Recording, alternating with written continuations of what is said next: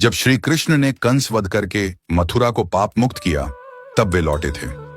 पूरे 11 वर्ष और 56 दिन बाद, वर्षों बाद जब ठाकुर जी मथुरा लौटे तो देवकी मैया की आंखों में अश्रु छलक आए।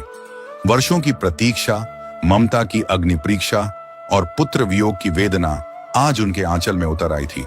देवकी जी ने ठाकुर जी को देखा, सुंदर, 2 भुजाओं वाले, वाणी में मधुरता, वपु में दिव्यता, पर एक मां की निगाह कुछ खोज रही थी।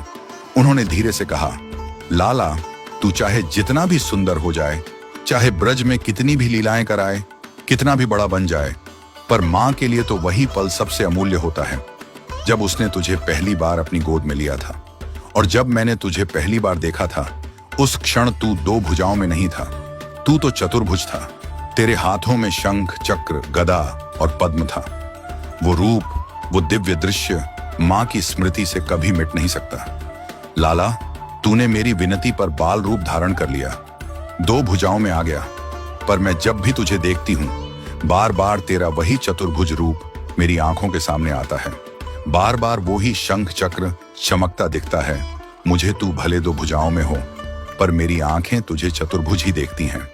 देवकी मैया के इन भाव भरे शब्दों ने ठाकुर जी के हृदय को छू लिया। उन्होंने उसी क्षण एक नियम बना लिया, अब जब जब मैं अपनी जननी देवकी के सम्मुख रहूंगा, मैं सदैव चतुर्भुज रूप में रहूंगा। यही कारण है कि मथुरा की आगे की लीलाओं में और द्वारिका में ठाकुर जी सदैव चतुर्भुज रूप में विराजमान रहते हैं। वहां उनका वह लीला पुरुषोत्तम रूप नहीं, अपितु परम नारायण रूप प्रकट होता है। अब बात करें द्वारका की, उस दिव्य नगरी की जिसे भू वैकुंठ कहा गया है। इसका अर्थ है पृथ्वी पर स्थित वैकुंठ लोक। यहाँ कोई सामान्य पुरुष, स्त्री या जीव नहीं होते। यहाँ हर एक आत्मा दिव्य होती है। द्वारका में ठाकुर जी चतुर्भुज हैं, बलराम जी चतुर्भुज हैं, देवकी जी चतुर्भुज, वसुदेव जी भी चतुर्भुज।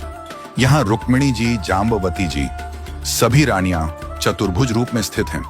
आप द्वारका के किसी भी मंदिर में जाइए, चाहे वह श्री द्वारकाधीश मंदिर हो या रुक्मिणी मंदिर, आप किसी भी विग्रह को 2 भुजाओं में नहीं पाएंगे।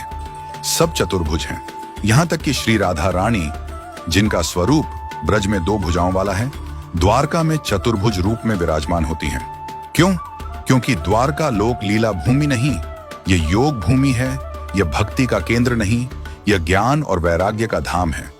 शास्त्रों में कहा गया है, द्वारका वह भूमि है जहां जीव वैकुंठवासी हो जाता है। यहां प्रवेश करने के बाद साधारण मानव भी चतुर्भुज हो जाता है। द्वारका में हर आत्मा नारायणमयी हो जाती है। वहां माया नहीं है, केवल योग माया है। वहां न राग है, न द्वेष, न मोह है, न ममता। वहां केवल दिव्यता है।